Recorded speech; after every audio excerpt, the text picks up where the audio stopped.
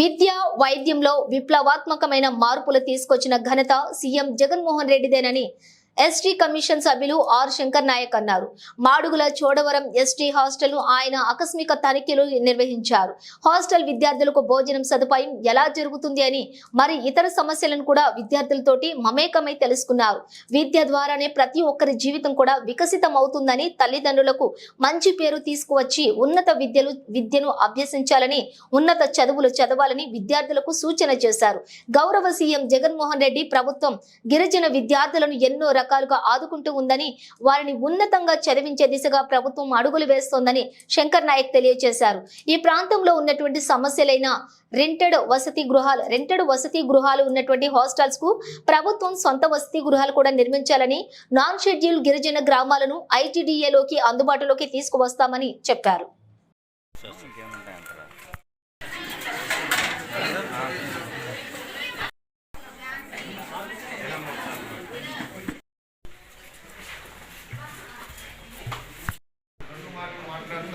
మళ్ళీ మన ప్రొఫెసర్ గారు కూడా మన ప్రతినిధి బాగుంది మేడం. ఎలా అనిపించే టేస్ట్ చూపిస్తుంది, అది నల్లగా ఉంటుంది.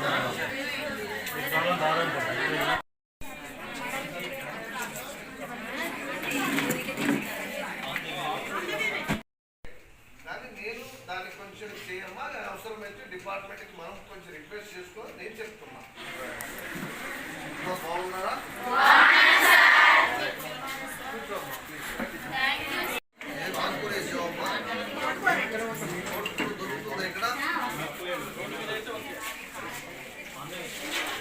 ఇప్పుడు ఎన్ని కిలోలు మరి 60 మంది 50 గ్రాములు అంతే కదమ్మా. మీకు ఈ హాస్టల్ అయితే ఇప్పుడు ప్రజెంట్కి బాగానే ఉంది, కానీ ఫ్యూచర్లో అయితే రెగ్యులర్ బిల్డింగ్ కావాలి.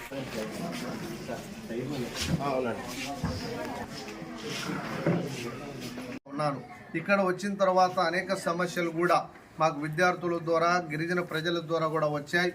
మాడుగుల అనేటువంటి ప్రాంతంలో ఎక్కువ మంది పేద పిల్లలు, గిరిజన పిల్లలు చదువుకుంటా ఉన్నారు కాబట్టి ఇక్కడ రెంటెడ్ బిల్డింగ్స్లో హాస్టల్స్ రన్ అవుతూ ఉన్నాయి. ఇక్కడ పర్మనెంట్ బిల్డింగ్స్ని కూడా కట్టాలని విద్యార్థుల నుంచి మాకు ఒక విన్నపం వచ్చింది. ఆ విషయాన్ని కూడా ప్రభుత్వం దృష్టిలో పెట్టి ఆ సమస్యని కూడా పరిష్కరించడానికి మా వంతు కృషి చేస్తామని కూడా తెలియజేస్తా ఉన్నాను. ఈ ప్రాంతంలో ఎక్కువ మంది గిరిజనులు పోడు వ్యవసాయం చేసుకుంటా ఉన్నాం. మాకు మా భూముల మీద హక్కు పత్రాలు కావాలని కూడా వారు కొంతమంది అడగడం జరిగింది. ఆ విషయాన్ని కూడా ప్రభుత్వం దృష్టిలో పెట్టడం కూడా జరుగుతుంది. ఆ దిశగా మరి వారికి మంచి చేయడానికి కూడా మా ప్రయత్నం కూడా మేము చేస్తామని కూడా తెలియజేస్తా ఉన్నాను. అంతేకాకుండా మరి ఇక్కడ ఈ రెండే సమస్యలే కాకుండా ఇంకా ఇక్కడ ఒక మినీ ఐటీడీఏ కావాలని కోరారు. ఇక్కడ 540 గ్రామాలు అంటే నాన్ ఐటీడీఏ గ్రామాలు ఇక్కడ ఉన్నాయి. మాకు ఐటీడీఏలో అన్ని సౌకర్యాలు ఉన్నాయి, కానీ ఐటీడీఏకి దగ్గరగా ఉన్నటువంటి మాకు ఏ సౌకర్యం లేదని ఇక్కడ ప్రజలు కూడా ఆవేదన కూడా వ్యక్తం చేస్తూ ఉన్నారు.